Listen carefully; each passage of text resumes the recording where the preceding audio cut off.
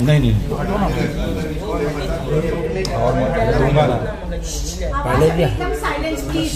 भाई भाई पीछे रहो। रेडी।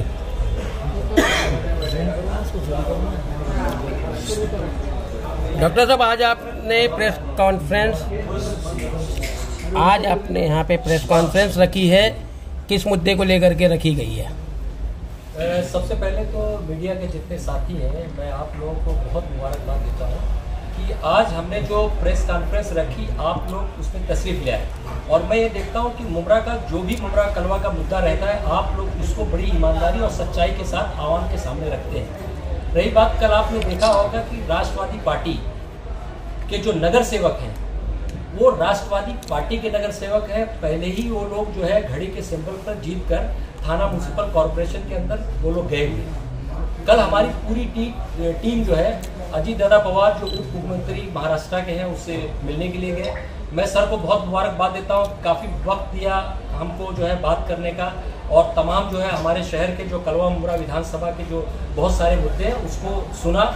और हमारे साथ में जो है थाना के जो अध्यक्ष हैं हमारे जो है प्रांशुपाल साहब, और जिनकी क़यादत में हमारी पूरी टीम काम कर रही है, वो हमारे नजीब मुल्ला साहब। दो बातें कल जब हमारे जाने के बाद जो इस शहर के अंदर बहुत सारी बातें शुरू हुई, क्योंकि ये पूरी टीम कहीं ना कहीं जितेंद्र अवार्ड साहब, जिनकी हम लोग बहुत रिस्पेक्ट करते हैं, उनके साथ में काम करती थी। लेकिन एक चीज़ तो अब मुमरा कौसा के नौजवानों को, मुमरा कौसा के उलमाओं को, मुमरा कौसा के नेताओं को ये जरूर सोचनी पड़ेगी, क्योंकि शहर हमारा जो है काफ़ी आबादी बढ़ी है, हमारी जो है तादाद वोटर लिस्ट की बढ़ी है। 52% वोटर्स आज मुमरा कौसा के अंदर है। आपने देखा होगा कि कलवा के अंदर भी करीब 46-48% वोटर्स हैं। 2009 का जो इलेक्शन हुआ था, उस इलेक्शन के अंदर राजन दादा और आपने देखा होगा जितेंद्र अवार्ड साहब में फाइट हुई। और ये भी सच्चाई पूरा शहर जानता है उस वक्त कि राजन दादा कहीं ना कहीं कलवा से लीड लेकर वो आए थे, लेकिन मुमरा कौसा के जब वोटर्स आए, सेकुलरिज्म के नाम पे लोगों ने भरपूर उनको वोट दिया और अवार्ड साहब यहाँ से जीतकर आमदार बने। यही चीज सारे लोग जानते हैं इस चीज को। जब हमने देखा, और लोग इस बात को कहते हैं कि हमारी टीम बीजेपी में गई है, कोई बीजेपी में नहीं गया है। हम घड़ी के सिंबल में थे, घड़ी के सिंबल में है, और इंशाअल्लाह घड़ी के सिंबल में रहेंगे।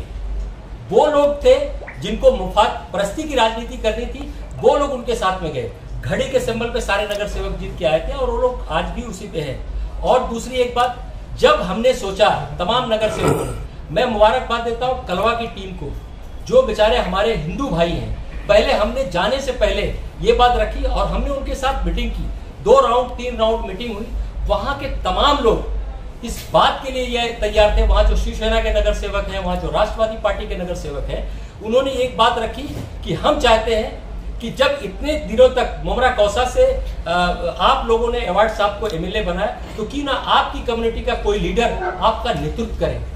और ये हमारी खुशी की बात है कि नजीब मुल्ला साहब एक ऐसे लीडर हैं जो सिर्फ इस बात को चैलेंज के साथ मैं कह सकता हूँ, मुमरा कौसा की आवाम को, थाना में नहीं महाराष्ट्र एक ऐसा लीडर है जो थाना के अंदर अपनी एक हैसियत रखता है। मुझे फख्र होता है कि ऐसे लीडर पे, कि थाना के अंदर कहीं भी देखा जाए तो कॉर्पोरेशन के अंदर हमारी जो मुसलमानों की आबादी कम है, लेकिन हमेशा उस लीडर ने थाना के अंदर, चाहे वो राबोड़ी है, मैं कहता हूँ थाना, हमेशा हमारे मसलों को बहुत अच्छी तरीके से, और कॉर्पोरेशन के अंदर आज लोग हमारे नगर सेवक को कहते हैं कि गद्दारी, किस चीज की गद्दारी? मैं इस बात का चैलेंज देता हूँ कि ये नगर सेवकों ने हमेशा अपने वार्ड में काम किया है।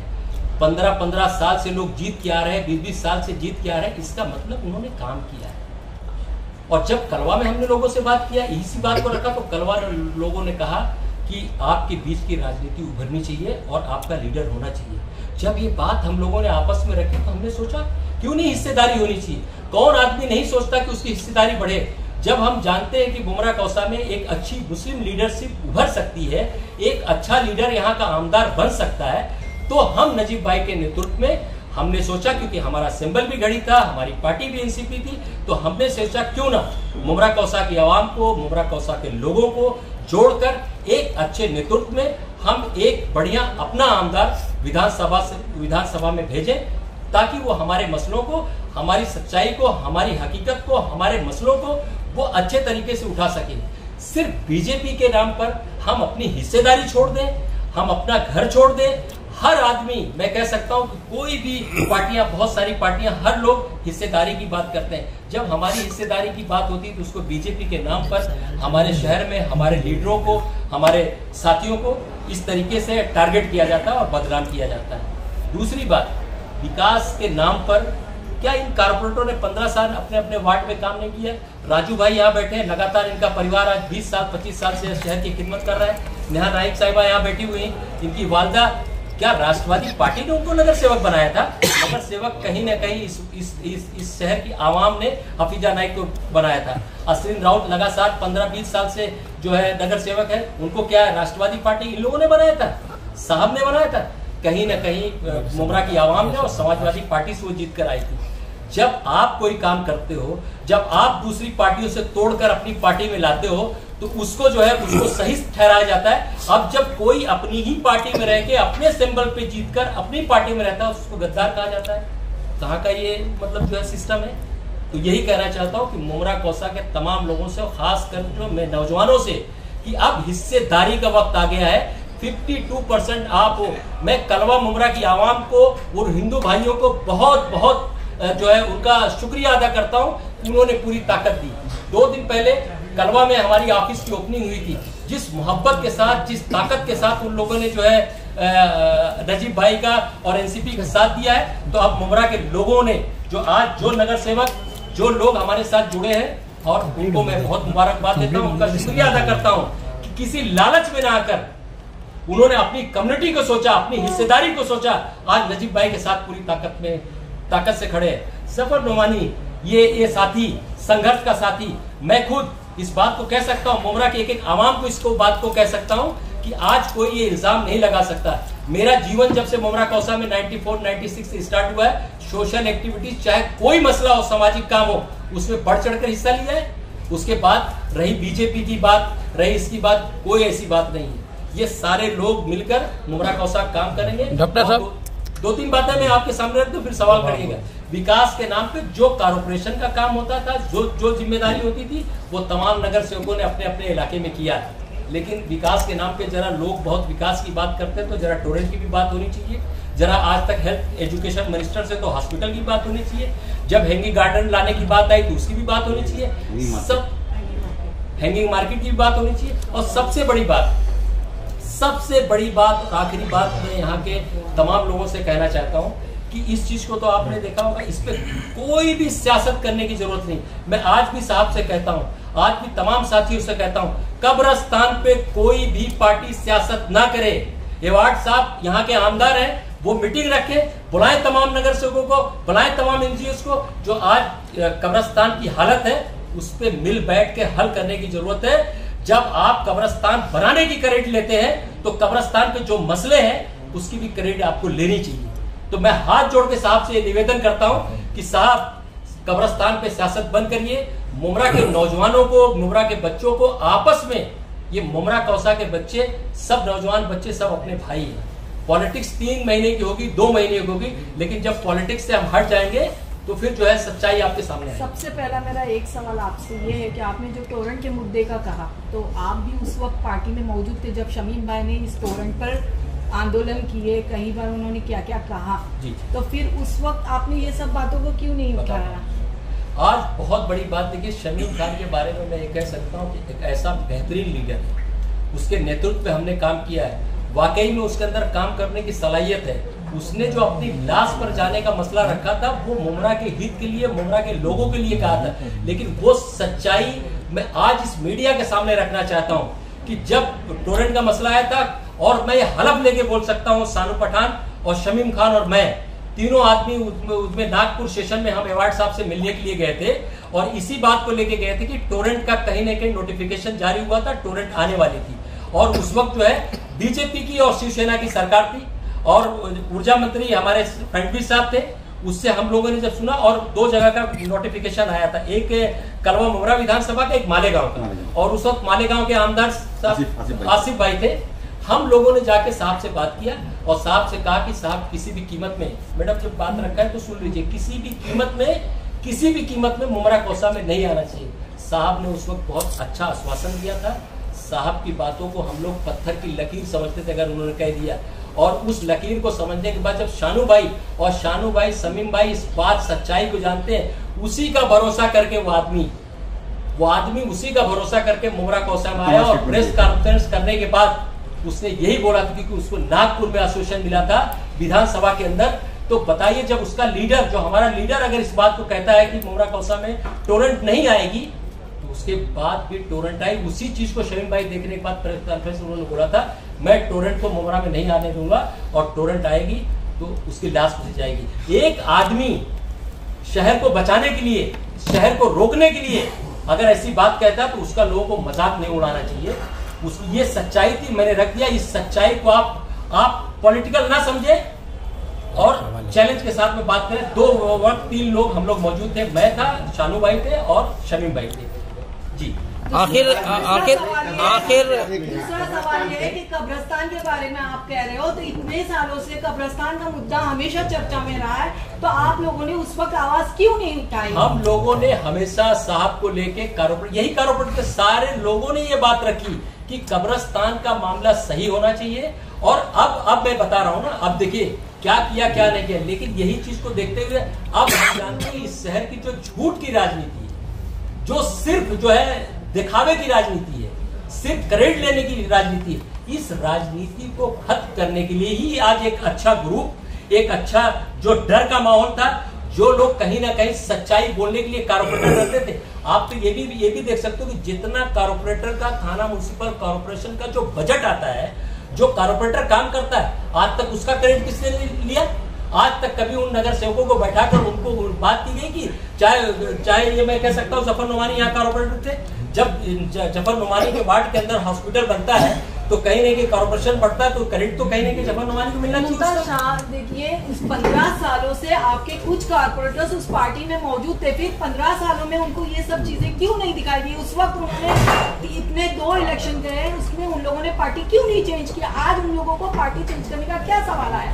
एक भी कारपोरेटर ने पार्टी नहीं चेंज की है मैडम। मेरा चैलेंज है, सारे लोग राष्ट्रवादी। अवार्ड साहब को तो छोड़ो ना, मैं अवार्ड साहब बता रहा हूँ ना, अवार्ड साहब से तो हम ये कह रहे हैं ना कि हमको हिस्सेदारी चाहिए। आज हमारे वोटर्स पड़े हैं, आज हम कलवा की आवाम जो वहाँ के हिंदू भाई है वो हमारे साथ खड़े हैं, वहाँ के नगर सेवक खड़े हैं। तो क्या ये जो है हमारे नगर सेवक या मुमरा कौसा से कोई मुस्लिम लीडरशिप कोई नहीं उभरना चाहिए? क्या हमारा हक नहीं है कि हमारा भी लीडर जो है? और नजीबुल्ला में बता दीजिए, शहर के जितने भी लोग हैं, मैं कह सकता हूँ नजीबुल्ला में क्या कमी? एक ऐसा लीडर जो थाना कॉर्पोरेशन में 20 साल से लगातार लोगों की सेवा कर रहा है, लोगों को मसला उठा रहा है, और ये भी कह सकता हूँ उसको काफी एक्सपीरियंस है। साहब तो ठीक है, लोगों ने आमदार बना है, लेकिन एक बार अगर साहब नगर सेवक होते ना, एक नगर सेवक होते, तो उनको समझ में आता कि ये जो कारपोरेटर जो यहाँ बैठे हुए इनका दर्द क्या है। बातें देखिए, बहुत सारी बातें हो जाएंगी, और मैं जो बातों को यही खत्म करता हूँ। इंशाअल्लाह राष्ट्रवादी पार्टी ने मुझे प्रवक्ता बनाया है, मैं सारी चीजें बिंदास बेफिक्र होकर मुमरा कौसा की आवाम के सामने रखूंगा। आज एक जरूरी मुद्दा था शहर के अंदर, जो आंदोलन हुआ, जो अभी हमारा जो ह्यूमन, उसके लिए मैं जफर नुमानी साहब से जी, जितेंद्र आवाज भी कब्रिस्तान में विजिट कर रहे हैं, नजीमुल्ला भी कब्रिस्तान में विजिट कर रहे हैं। सिर्फ खेल हो रहा है, विजिट, ना उसकी भरनी हो रही, ना कुछ काम हो रहा है। आप कह रहे हैं कब्रिस्तान पे राजनीति मत करो, लेकिन राजनीति तो हो रही ना। वो काम करने जा रहे हैं तो वो रोक रहे, वो काम करने जा रहे हैं तो वो रोक रहे हैं। अभी देखिए यही खेल चल रहा है बेशक। अभी देखिए आप ऐसा है,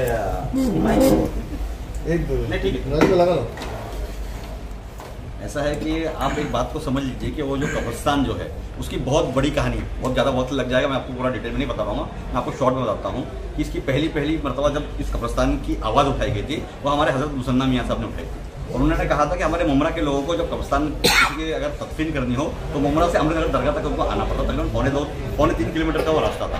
उनकी मांग थी कि मुमरा में कब्रिस्तान होना चाहिए, जिसके लिए हमने क्या किया कि जो मित्तल की 135 एकड़ की ज़मीन है उस पर हमने एक जगह की मांगनी की थी, और उस जगह की मांगनी का एग्जैक्ट लोकेशन जो है वो डीजेड और सब्जा नगर के बीच का हिस्सा है। उस हिस्से के अंदर हमने कब्रिस्तान की मांगनी की। मांगनी होने के बाद में जो बिल्डर है वो बिल्डर ने उसको हमको मना किया। मना करने के बाद हमारे उस वक्त के minority affairs minister and Waqf and Auqaf board के जो चेयरमैन थे वो हमारे आरिफ नसीम खान साहब थे। उन्होंने उसी वक्त फौरन जा करके उसका नोटिफिकेशन जारी किया, यूडी के अंदर उसको वो किया, नोटिफाई किया, और नोटिफाई करने के बाद उसको ऐलान करते कि हम कब्रिस्तान यहाँ पर बनाने वाले हैं। उसके बाद में बिल्डर ने क्या किया कि बिल्डर ने प्रेशर टैक्टिक्स अपनाया। उसमें कुछ लोगों का अंडरग्राउंड हाथ था, उन्होंने उस जमीन का लोकेशन चेंज किया। चेंज करने के बाद में वो जो हमारी आरजी की जमीन थी, पीजी की जमीन थी, आरजी एंड पीजी की, वो जमीन के ऊपर हमारा ऐसा मानना था कि हम वहाँ पर स्लॉटर हाउस लाने वाले थे। वो 11 एकड़ का पूरा प्लॉट था। हम चाह रहे थे कब्रिस्तान वहाँ हो जाएगा, स्लॉटर हाउस यहाँ हो जाएगा, तो दोनों आसानी हो जाएगी। स्लॉटर हाउस से हमारे यहाँ पे जॉब अपॉर्चुनिटीज क्रिएट हो जाएगी और वहाँ पर हमारा कब्रिस्तान हो जाएगा। और वो नदी से बहुत दूर था। हमारा ये जो कब्रिस्तान है उल्लास नदी को बहुत लग करके, मगर हमारी बात नहीं मानी, वहाँ कब्रिस्तान हो गया। होने के बाद में उसका पूरा खर्चा महानगर पालिका ने तकरीबन 17 करोड़ अब तक के खर्चा किया। तो मैं ये बोलना चाहता हूँ कि जितेंद्र अवार्ड साहब हमारे इलाके के आमदार हैं। हम उनको जब वोट देते हैं तो हमारी अपेक्षा ये होती है कि हम उनको स्टेट गवर्नमेंट में भेज रहे हैं तो स्टेट गवर्नमेंट से पैसा आना चाहिए, स्टेट गवर्नमेंट से फंड्स आने चाहिए और काम करने चाहिए। आज 15 साल का वक्फा गुजर गया। इस 15 साल के वक्फे में जितेंद्र अवार्ड साहब ने मुमरा कौसा में जो भी काम होने, चाहे वो हॉस्पिटल का काम हो रहा हो, चाहे वो स्टेडियम का काम हो रहा हो, चाहे वो एसटीपी का काम हो रहा हो, चाहे वो मित्तल के रोड का काम हो रहा हो, चाहे वो कब्रिस्तान का काम हो रहा हो, वो पैसा कहाँ से आ रहा है? चाहे रिमॉडलिंग का काम हो रहा है, पैसा कहाँ से आ रहा है? हमारी महानगर पालिका से आ रहा है। हमने जब आपको चुन करके दिया, हमारी महानगर पालिका सिर्फ 5000 करोड़ की का एनुअल बजट है उसका, मगर जो हमारी स्टेट गवर्नमेंट उसका 6 लाख करोड़ का बजट है। हमने आपको जब 6 लाख के तिजोरी पर बिठाया तो आपका फर्ज ये बनता था कि वहां से बड़ा पैसा ला करके मुमरा के इंफ्रास्ट्रक्चर को डेवलप करते और काम करते। अब इनके मुद्दे पर आता हूं मैं। इनका सवाल ये है कि वहां पर राजनीति हो रही है। अभी लास्ट मोमेंट के ऊपर हमने 2.5 करोड़ रुपये का हमने टेंडर कॉल किया महानगर पालिका ने। हमारा कार्यकाल खत्म होने के बाद में 5 मार्च 2022 को हमारा कार्यकाल सारे नगर से खत्म हो चुका है। उसके बाद हमने वो टेंडर कॉल किया, टेंडर लगा हमारे कई इंफ्रास्ट्रक्चर्स को। वो काम चालू कराने से पहले हमने वहां जाकर के बोला कि नहीं, इसको हमको अभी कैसा होता है ना कि हम बिट्स एंड पीसेस में काम करते हैं। हम क्या चाह रहे थे कि एक हिस्सा पूरा संपूर्ण तरीके से हो जाए, पूरा थोड़ा सा पैसा लाकर पूरे इलाके में काम करने की कोशिश करें तो पीछे का भला नहीं होने वाला है।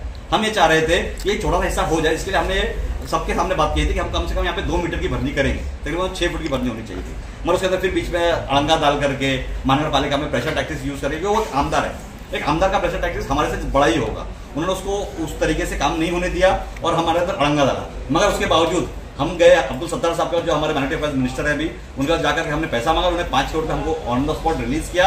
हमने उसका अभी कल परसों उसका जीआर आएगा, हम वो करने की कोशिश करेंगे। अभी जो पैसा नहीं है उसके बारे में हम बात नहीं करेंगे। मतलब हम ये बोलते हैं कि हम किसी की भी कयादत में अगर उस जो कब्रिस्तान के अंदर जो भी दुश्वारियां आ रही है, क्योंकि उसमें सबसे बड़ा प्रॉब्लम ये है। अब मैं आपसे एक सवाल करता हूँ कि जब हम कोई बिल्डिंग बनाते हैं तो हम रोड से नीचे प्लिंथ रखते हैं, रोड से ऊपर प्लिंथ रखते हैं। हम रोड से ऊपर रखते हैं ताकि रोड से जब वो ऊपर आएगा तो पानी नहीं भरेगा। आज हमारा कब्रिस्तान जो है इस रोड से तकरीबन 1.5 मीटर नीचे भरनी करके बनाया गया। नीचे उसके अंदर जो हमारे को WCL का लेयर करना चाहिए था वो नहीं किया गया। मिट्टी के भरने के अंदर कहा गया हम गुजरात से मिट्टी लेकर के आएंगे और करेंगे, वो नहीं हुई। आपको भी मालूम है शेवना कंस्ट्रक्शन ने जो काम किया है उसका सब स्प्लिट किया हुआ कॉन्ट्रैक्टर कौन था, पूरा मुमरा जानता है कि वो एक हमारे इधर का नगर सेवक का इलेक्शन लड़ने वाला एक कॉन्ट्रैक्टर है जो नगर सेवक का इलेक्शन भी लड़ता है और सबलेट करके कॉन्ट्रैक्टर भी बन जाता है। और उसी आदमी ने ये आपने व्हाट्सएप के माध्यम से, सोशल मीडिया के माध्यम से सुना होगा कि बबलू सैयद साहब ने उसके खिलाफ साफ तौर पे कहा कि हमने 1 रुपए में मिट्टी बेची, उसको आपने 100 रुपए का उसका बिल बनवाया है। तो इस तरीके से 17 करोड़ रुपए का उसकी बाउंड्री वर्क और भरने का काम किया गया। इसके ऊपर हम मुतमईन नहीं और हम उस टाइम पे आवाज उठाए। इसकी सबसे पहली आवाज जो हमारे अजीज बाटा साहब ने उठाई, हनीफ कामदार साहब ने उठाई कि नहीं ये कब्रिस्तान। हनीफ कामदार ने जो आवाज उठाई थी वो जमीन के हेरफेर को लेकर के उठाई थी। इन्होंने जो आवाज उठाई थी वो क्वालिटी को लेकर के उठाई थी। पर उस वक्त में ऐसा हुआ कि हम सब ने मिलकर के उसको टैकल किया। हमारे पास समझ में नहीं इसकी हमारी गलती है और हम फिर दोबारा कहते हैं आपसे कि हमारे से बहुत सारी गलतियां हुई हैं। हम इंसान, हम कोई फरिश्ते नहीं है कि हमसे गलतियां नहीं होंगी, हमसे गलतियां हुई हैं। हम उसी गलती को सुधारने के लिए आज यहाँ पर बैठे हैं और हमारा ये फैसला है कि इंशाल्लाह इस बार मुमरा कौसा के अंदर अगर हमारी नुमाइंदगी बढ़ती है, हमारी हिस्सेदारी बढ़ती है, हमारी कौम की हिस्सेदारी बढ़ती है, हम मुमरा कौसा में जो भी इंफ्रास्ट्रक्चर डेवलपमेंट करना है उसको अच्छे तरीके से करने की कोशिश करेंगे। राजू भाई विधानसभा चुनाव नजदीक है, ऐसे में आप लोग मैं चाह रहा था कि सवाल आप हमारे स्पोर्ट्स पर्सन से करने ज़्यादा अच्छा रहेगा। हमने उनका अपॉइंट किया है। विधानसभा चुनाव नजदीक है और ऐसे में आप लोग नजीब मुल्ला की तरफ मुमरा कौसा की आवाम को कैसे जो है उनके तरफ रुख करेंगे, क्योंकि विधायक जितेंद्र अवार्ड का कहना है कि मुमरा कौसा की जनता उनके साथ है और शेर अकेला ही काफी है। देखिए शेर की जहाँ तक बात है, साहब का बहुत रिस्पेक्ट है, मैं इसका जवाब नहीं देना चाहता है। शेर हमेशा जंगल में रहता है, वो आवाम के बीच में नहीं आता। शेर का काम है जंगल में, तो जंगल में रहे तो बेहतर है। ये जो बात करते हैं यहाँ पे हमारी कई 300-400 मस्जिदें हैं, अजान और नमाज होती है, यहाँ नमाजी लोग रहते हैं। यहाँ मंदिर है, मस्जिद है, यहाँ इंसान रहते हैं। शेर का काम नहीं है। शेर अगर बहुत शौक है शेर को, तो शेर चला जाए जंगल में और जंगल में ही जाकर रहे तो बेहतर है। तो ये बातें करना कि शेर है, शेर अकेले आता है, शिकार करता है, ये सब बहुत बातें गलत है। इसको बोलना भी नहीं चाहिए। ये बहुत थोड़ा सा ये कह सकता हूँ कि ऐसी बातों का कोई वो इसके ऊपर एक जवाब मैं भी दे देता हूँ। बहुत मैं कल से देख रहा हूँ कि शेर का फोटो बहुत सारा चल रहा है हमारे सोशल मीडिया के ऊपर। 2012 का इलेक्शन हो रहा था हमारे सामने जो है वो सुभाष भोईर साहब शिवसेना के कैंडिडेट बनकर के हमारे सामने लड़ने आए थे इलेक्शन रशीद कंपाउंड से।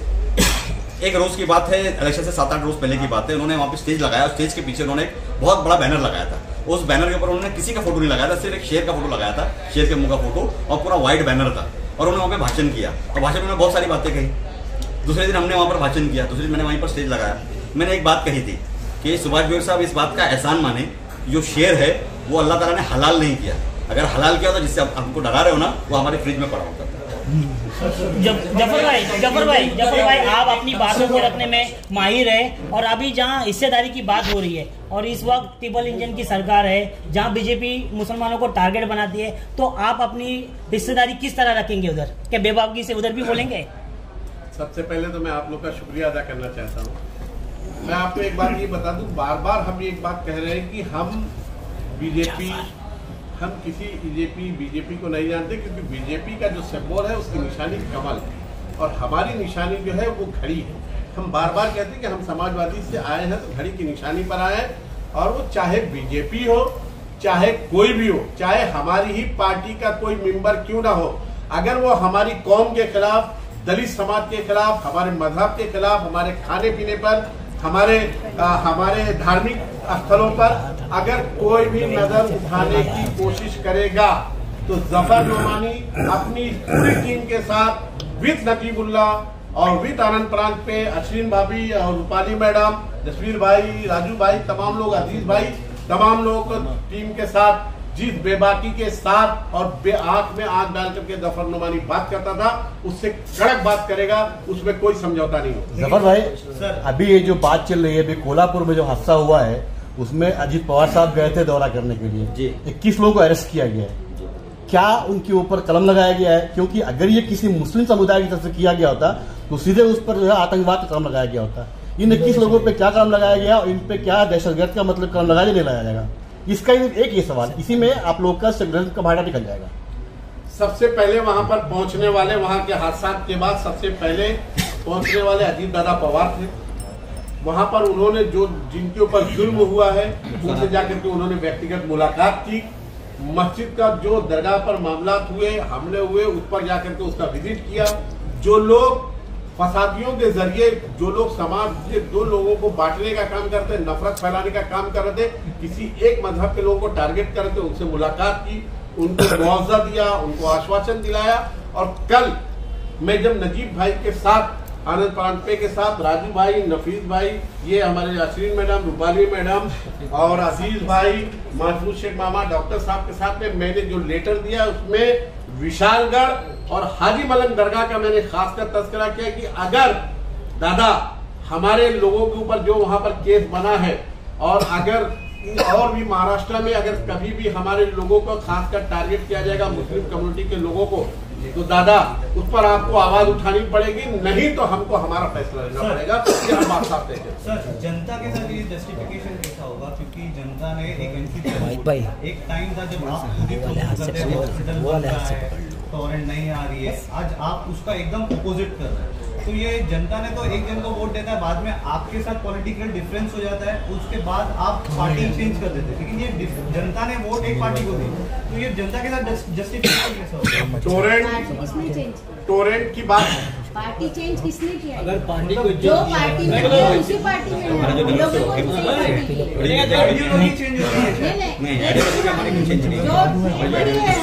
तो क्या सामने आप लोगों का देखने का नजरिया बदल गया है, क्योंकि आवाज साहब ने सिंबल दूसरा लिए, तो उसमें हमारी क्या गलती है?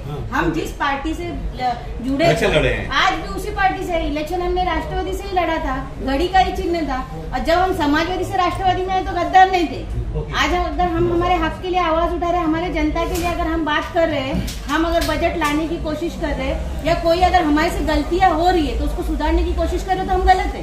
तो आप क्यों लगे? आपकी आइडियोलॉजी भी सेम है, जावेद भाई, अभी डॉक्टर साहब ने एक बात कही, जब नोटिफिकेशन जारी हुआ टोरेंट का, उस वक्त डॉक्टर साहब, शानू भाई, शमीम भाई ने जब आवर साहब को कहा कि मुमरा में टोरेंट आ रहा है, तो उन्होंने भी तो उनके साथ खेला और कहा कि मैं नहीं आने दूंगा।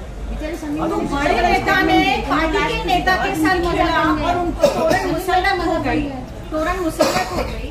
और उन्हीं के इस बात पर शमीम भाई ने कहा मेरी लाश के ऊपर से जाने का, तो शमीम भाई ने तो भरोसे पे कहा, किसके? अपने नेता आवर साहब के। आज उनके भरोसे के कारण हर कमेंट पे तंज तो हमारा अध्यक्ष शमीम भाई बेचारा झेल रहे हैं। दूसरी बात, एक बात और बता दूं, टोरेंट कंपनी जब आई थी, पहली बार मेरा लाली साहब इंटरव्यू लेने आए थे, पूरे में राष्ट्रवादी में था और मैं अवार साहब की क़यादत में काम करता। मैंने कहा टोरेंट वालों को चप्पल से मारो, ये मेरा स्टेटमेंट है। उसके बाद मुझे उसका क्या खामियाजा भुगतना पड़ा, अगर मैं बता दूंगा तो मेरी नजर शायद आप लोगों की नजर शर्म से छूट जाएगी।